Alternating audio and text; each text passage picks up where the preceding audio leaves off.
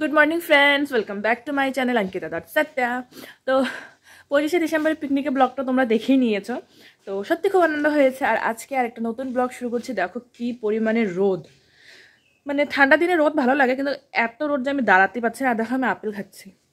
হায়দ্রাবাদে না নিজেকে খুব মেনটেন করে রাখতাম, time to time medicine, time to time dry fruits, time to time ফল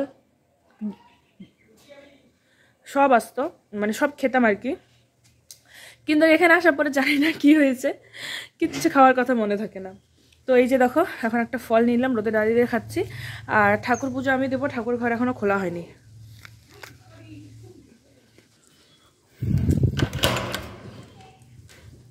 গিজারের সুইচটা দিয়ে দিই, গরম হতে তো অল্প টাইম লাগে, এটা যখন গরম হবে তখন লাল হয়ে যাবে। আমার ফল খেতে খেতে জল গরম হয়ে যাবে, তারপর স্নান করে দিতে হবে পুজো।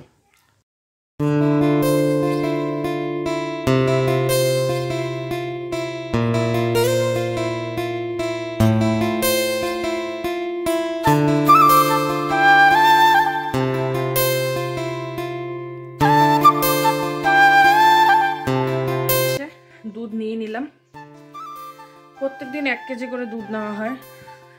দেখো আজকে আমাদের এখানে হাট ছিল, তো মা হাটে গিয়ে কতগুলো সবজি আনছে।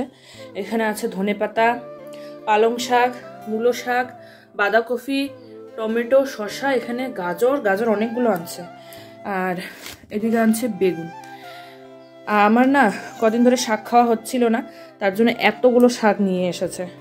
আর কালকে দিবে হচ্ছে আমার রিপোর্ট, টেস্ট করানো হয়েছে। আমার যেহেতু রক্ত কম, তার জন্য ডাক্তার বলছে থ্যালাসেমিয়া টেস্ট করতে, এই 7 মাসে এসে।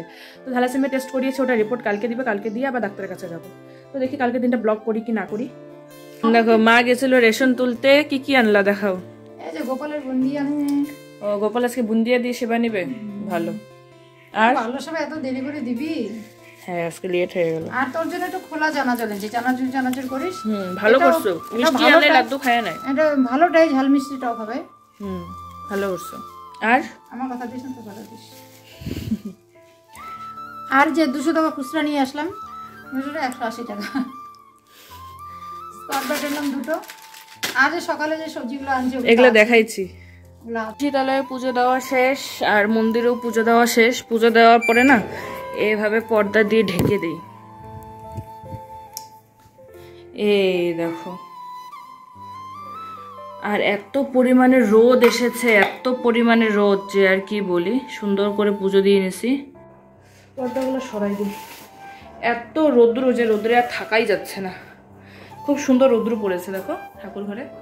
এই যে আমার পুজো দেওয়া শেষ। লাড্ডু গোপুকে সুন্দর করে স্নান করে বসিয়ে দিয়েছি। এখানে জগন্নাথ প্রভু, রাধারানী, গৌরনীতায় সবাই আছে। আর আজকে পুজো দিচ্ছি হচ্ছে বুন্দিয়া দিয়ে। তখন তো দেখলে মা বুন্দিয়া এনেছিল, বুন্দিয়া দিয়ে পুজো দিচ্ছি। এখন প্রসাদটা নিয়ে নেব, আর ঠাকুর এখন রেস্ট করবে, আমরাও খাওয়া দাওয়া করবো, তারপরে আবার সন্ধ্যাবাতি দিতে হবে। তো এখন চলে আসলাম একটু রান্না বান্নাতে। আজকে সেরকম একটা রান্না তোমাদের সাথে শেয়ার করতে পারিনি, কেন কি রান্নাটা মা করছে। এদিক দিয়ে হচ্ছে ডালের বড়া করছে, ডালের বড়া দিয়ে পালং শাক করবে।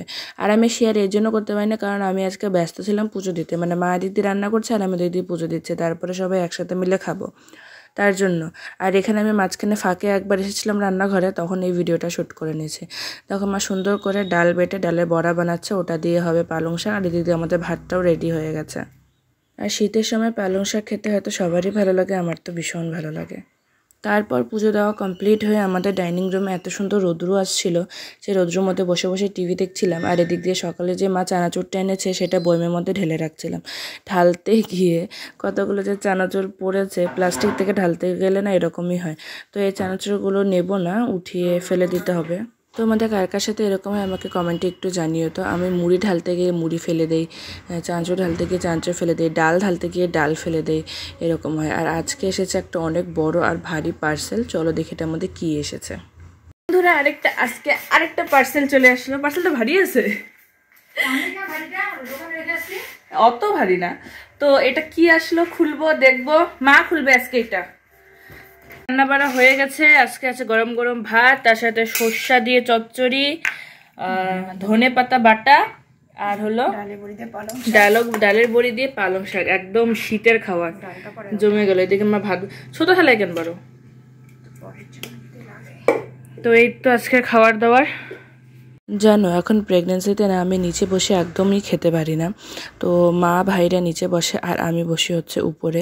নিচে বসলে আমার এত চাপ লাগে আমি খেতেই পারি। খাওয়া দাওয়া শেষ আর এখন ফাইনালি টাইম হলো এটা খোলার। এতক্ষণ ওয়েট করছিলাম, মা ব্যস্ত ছিল, এখন ফ্রি হয়েছে, মা খুলবে এটাকে। ফ্রি না, এটা ওটা তো চলো এটা খুলি। এটাকে খোলার পরে দেখি কি আসছে। কার জিনিস আসছে? আমার না তোমার? কার জিনিস আসছে দেখা যাক কার জিনিস। হ্যাঁ খোলো। এই যে জিনিসটা আমি অর্ডার দিয়েছি সেটা আমি অর্ডার দিয়েছিলাম মার জন্য। মানে তোমরা একটু পরে দেখতে পারবে যে কি আছে, আমি এখন বলছি না। তার জন্য মাকে ওপেন করতে দিয়েছি। আর এই পার্সেলের প্যাকেটটা এত টাইট ছিল, মানে এত একটা বড় জিনিস এত ফোল্ড করে একটা ছোট্ট একটা প্যাকেটে ঢুকিয়ে রেখেছিল যে বের করা অনেকটা অসুবিধা হয়ে যাচ্ছিল। এই যে আমাদের লিফলেট দিচ্ছে, এটা হিসাবে আমরা রাখবো। আসছে হচ্ছে শু র্যাক অর্ডার করছিলাম, ওটাই আসছে। তো এটা দেখে দেখে এখন লাগাবো। মা দিক দিয়ে ঢুকানো শুরু করে দিছে। তো চলো, একজন সেট করলে অনেকটা টাইম লেগে যাবে, তার জন্য আমি আর মা দুজনে মিলে একসাথে সেট করছি।